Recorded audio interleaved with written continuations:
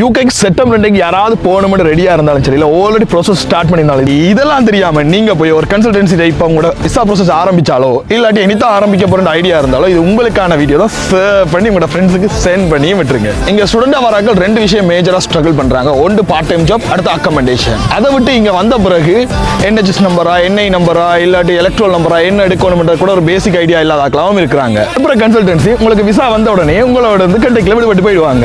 உங்களுக்கு டிகிரியோ இல்ல மாஸ்டர்ஸோ இல்ல நீங்க என்ன முடிக்க வந்தீங்களோ அது முடிச்ச பிறகு உங்களுக்கு ஸ்பான்சர்ஷிப்புக்கான ஹெல்ப்புமே பண்ண போறது இல்ல. இந்த ஏப்ரல் ஜனவரி இன்டேக் பண்ணி இன்னும் விசா வராம ரிஃப்யூஸ்ட் ஆனாக்கள், வெயிட்டிங் பண்ணி வித்ட்ரால் பண்ணாக்கள் எக்கச்சக்கமா இருக்கிறீங்க. இதுக்கெல்லாம் காரணம் கணக்கா யூனிவர்சிட்டியில கோர்சஸ்க்கான ஸ்பான்சர்ஷிப்பை யூனிவர்சிட்டி கேன்சல் பண்ணிட்டு ஸ்ரீலங்கால கணக்கா இடங்கள்ல யூனிவர்சிட்டி வந்து ஸ்பான்சர்ஷிப் கொடுக்கிறதுக்கு யோசிக்கிறாங்க. கட்டாயம் விசா இன்டர்வியூ கால் பண்ற மாதிரியும் பண்ணிருக்காங்க.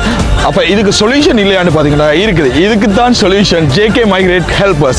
இவங்க மூலம் நீங்க விசா பண்ணீங்கன்னா உங்களுக்கு ஆஃப்டர் விசா கூட கைடன்ஸ், உங்களுக்கு ஸ்பான்சர்ஷிப், PSWக்கு அப்புறம் நீங்க என்ன பண்ணலாம், இல்ல PSWக்கு முதல்ல ஸ்பான்சர்ஷிப் மாத்தலாம். உடனே கீழே நம்பருக்கு உங்களோட CV அனுப்பி செப்டம்பர் 2 கன்ஃபார்ம் பண்ணிக்கலுங்க. ஸ்டூடெண்ட் விசா முடிஞ்ச உடனே மட்டுமே எங்க சர்வீஸ் முடிஞ்சிட போறல. அதுக்கப்புறம் உங்களோட பேரண்ட்ஸ் கிராஜுவேஷனுக்கு எடுக்கிறதுல இருந்து, அதுக்கப்புறம் நீங்க எங்கேயாச்சும் ட்ரிப் போறதுல விசா எடுத்து தரதுல இருந்து, அதுக்கப்புறம் ஸ்பான்சர்ஷிப் மாத்திரல இருந்து A to Z நீங்க இங்க வந்ததுல இருந்து எல்லா வேலையுமே பண்ணி தரலாம்.